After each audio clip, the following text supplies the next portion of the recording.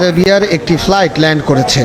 ইমিগ্রেশনের আনুষ্ঠানিকতা শেষ করে যাত্রীরা তখনও এসে পৌঁছাননি, কিন্তু তার আগেই কনভেয়ার বেল্টে এসে গেছে লাগেজ, যা দেখে রীতিমতো হয়তো লোডিং এই জায়গায় আছে। বাংলাদেশ এয়ারপোর্টের সার্ভিসটা দেখে সত্যি অবাক হয়ে গেছি। 5 বার, তো এই 5 বারের মধ্যে এইবারই প্রথম এরকম হইল।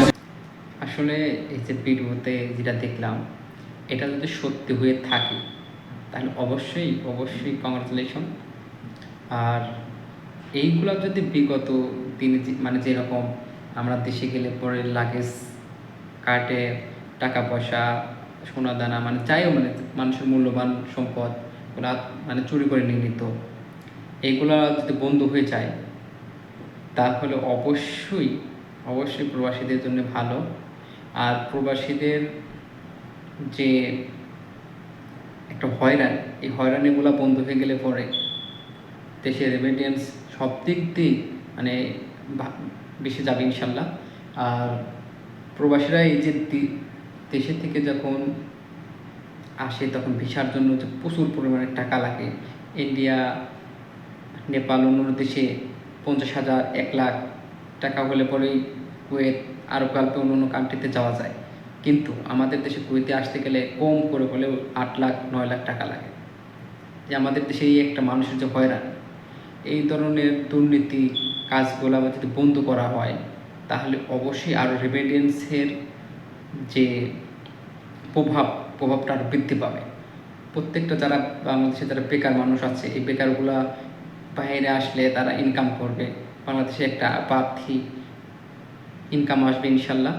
যদি এই সরকার যদি এটা যদি আর কি চালু করে, মানে বাংলাদেশের যে কান্ট্রিতে এমবাসিগুলো আছে তাদের মাধ্যমে যদি সব কান্ট্রিতে যদি বৈঠক করে যে মানে সরাসরি ভিসা দেওয়া, মানে একটা সরকারের যে প্রসেসিংয়ের মাধ্যমে মানে কম টাকাতে প্রবাসে যাওয়া, মানে কর্মসংস্থান বাড়ানো, এগুলো যদি বৃদ্ধি করে অবশ্যই বাংলাদেশের রেমিটেন্স বাড়বে এবং বাংলাদেশ ইনশাল্লাহ উন্নত হবে।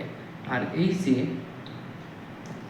মানে বাংলাদেশের এই যে ফ্রি ওয়াইফাই, ফ্রি কল, তারপরে প্লেনের থেকে নামতে যতটুকু সময় তার মধ্যে লাগেজ রেডি হওয়া, এগুলো যদি আসলে কার্যকর করে তাহলে অবশ্যই অবশ্যই ভালো আমাদের জন্য। আমরা আসলে জিনিসটা দেখে মানে সবাই আনন্দিত। আর যদি মানে এখন যেরকম চলতেছে এটা যদি পরবর্তী সময়েও যদি হয়, মানে রানিং থাকতে হবে। যদি এখন মানে কিছুদিনের জন্য ভালো আছে যে লাগেজ ঠিক মতো আসতেছে, লাগেজ কাটা হবে না, তারপরে ইমিগ্রেশন জলদি পাস হয়ে যাবে, ইমিগ্রেশনের কাজ শেষ হয়ে যাবে, এইগুলো যদি আসলে কার্যকর হয় সব দিক দিয়ে প্রবাসীদের যদি হয়রানি যা যদি কমতি করা যায় তাহলেই অবশ্যই প্রবাসীদের জন্য ভালো কাজ হবে। আর যদি এই সরকার যদি চেঞ্জ হয়ে যায়, চেঞ্জ হওয়ার পরে যদি আবার পরবর্তী যে সরকার আসবে, যে সরকারি আসুক পরবর্তীতে যদি এসে যদি পুরো উল্টাপাল্টা করে ফেলে তাহলে তো জেলাও সেই। আসলে আমাদের দেশে প্রবাসীদেরকে মানে অন্য চোখে দেখা হয়, প্রবাসীদেরকে মানে গুরুত্ব দেওয়া হয় না। যদি প্রবাসীদেরকে গুরুত্ব দেওয়া হতো তাহলেই অবশ্যই একটা মানে বৈধ পথে ইনকাম, রেমিটেন্স, এই যে অনেকজন আছে হুন্ডিতে টাকা পাঠায় কিসের জন্য? দেশের প্রতি একটা ক্ষোভ, বাংলাদেশ সরকার, বাংলাদেশ ব্যাংক সব দিক দিয়ে একটা ক্ষোভের কারণে তারা অবৈধ পথে তারা টাকা দিতে বাধ্য হয়। আসলে এইগুলো বাংলাদেশ সরকারের আসলে মাথায় নেওয়া উচিত, মানে প্রবাসীরা কী চাচ্ছে, জনগণ চাচ্ছে, এগুলো আসলে মাথায় নেওয়া উচিত আর সেটা পদক্ষেপও নেওয়া উচিত। আর সব কিছুর মূলে বাংলাদেশ থেকে আসলে দুর্নীতি জিনিসটাকে দূর করতে হবে। বাংলাদেশের এমপি মন্ত্রীরা যেভাবে দুর্নীতি করে, এই দুর্নীতিগুলো আসলে শেষ করতে হবে। যাই হোক, বর্তমান সরকার ডক্টর মোহাম্মদ ইউনূসকে সিলুট স্যার।